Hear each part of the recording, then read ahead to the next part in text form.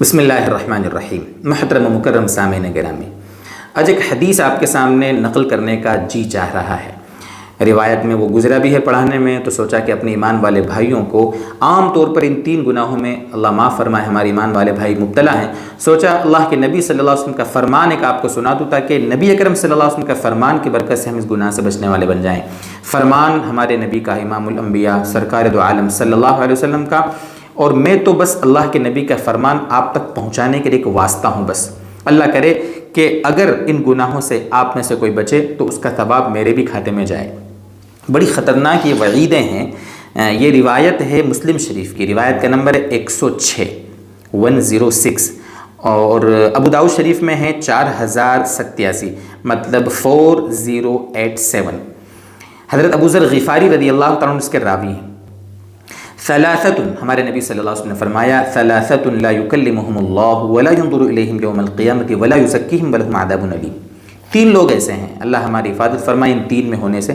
3 لوگ ایسے ہیں کہ نہ اللہ تعالیٰ ان سے بات کرے گا، نہ اللہ ان سے بات کرے گا، نہ ان کی طرف قیامت کے دن نظر رحمت فرمائے گا، نہ ان کو پاک صاف کرے گا، اور ان کے لیے دردناک عذاب ہے۔ سوچ لو کتنی وعید ہیں۔ ایک دن ہم کو مرنا ہے دوستو، جوان بھی مر رہے ہیں، بوڑھے بھی مر رہے ہیں، حادثے ہو رہے ہیں، پتہ نہیں کیا کیا۔ اللہ کے دربار میں پہنچیں گے جب پتہ چلے گا دنیا میں کتنا نقصان کر کے آئے، کتنا نفع کما کے لائے۔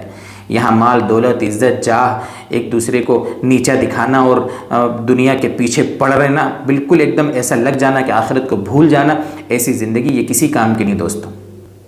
یہ بڑی وعیدیں ہیں، خطرناک۔ آخرت میں اللہ کے دربار میں ہم پہنچیں گے تو اللہ دیکھے گا نہیں، اللہ بات نہیں کرے گا، دردناک عذاب ملے گا، اللہ گناہوں سے پاک نہیں کرے گا۔ کیا ہے وہ 3 گناہ؟ اللہ معاف فرمائے۔ حضرت ابو ذر فرماتے میں نے پوچھ لیا من ہم یا رسول اللہ قد خابوا وخسروا، اللہ کے نبی وہ لوگ ہیں کون؟ یہ تو برباد ہو گئے، یہ تو ٹوٹے میں نقصان میں ہو گئے، وہ کون ہیں؟ 3 مرتبہ حضرت ابو ذر غفاری نے پوچھا، 3 مرتبہ یہی بات، کون ہے اللہ کے نبی، کون ہے؟ تو اللہ کے نبی صلی اللہ علیہ وسلم نے فرمایا وہ 3 لوگ کون ہیں؟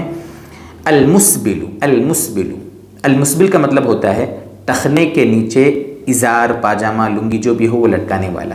یہ آج دیکھ لیں آپ، میں سمجھتا ہوں کہ 80-90% مسلمانوں کا یہ حال ہے کہ وہ اپنا پینٹ ہو یا لوور ہو یا جینس ہو یا جو بھی چیز وہ پہنتے ہیں یا لنگی ہو تو وہ کیا کرتے ہیں، نیچے تک ٹخنے ڈھانپ لیتے ہیں۔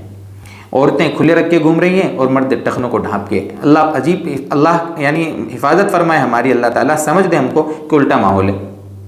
یہ بالکل جائز نہیں ہے۔ ٹخنے ڈھانپنا نماز کے باہر بھی اور نماز کے اندر بھی گناہ ہیں، بلکہ کبیرہ گناہ ہے۔ جہنم کی بڑی بڑی وعیدیں آئی ہیں، دیکھ لو نا وعید کتنی خطرناک ہے۔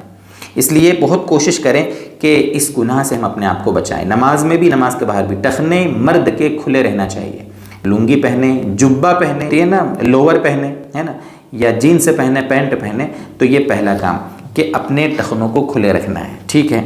دوسری چیز ہے والمنان، منان کا مطلب ہوتا ہے احسان جتلانے والا۔ احسان جتلانے والے سے بھی اللہ تعالیٰ آخرت میں بات نہیں کرے گا۔ آج تھوڑا بہت ہم دوسرے پر احسان کر دیتے ہیں نا تو احسان جتلانے لگ جاتے ہیں، فوٹو دے رہے ہیں، ویڈیو دے رہے ہیں، پبلسٹی دے رہے ہیں، 4-8 لوگ 10-20 روپے کی صرف مدد کسی کی کر رہے ہیں اور اس کا فوٹو کھینچ کے ڈال رہے ہیں سوشل میڈیا کے اوپر۔ کہیں فساد ہو جاتا ہے، لوگ پیسے بانٹنے جاتے ہیں، اناج بانٹنے جاتے ہیں، فوٹو بھیج رہے ہیں، اس کے پورا سب پبلسٹی ہو رہی ہے۔ تو یہ احسان کیوں جتلا رہے بھائی آپ؟ کیوں اپنی چیز کی نمائش کر رہے ہیں؟ آپ نے احسان کر کے بھول جاؤ۔ بڑے ایک بات کہتے ہیں نا، بڑے لوگ بات کہہ گئے ہیں کہ کسی پر احسان کر کے بھول جاؤ اور کوئی اپنے اوپر احسان کرے تو ہمیشہ یاد رکھو اور احسان کا اس کو بدلا دو۔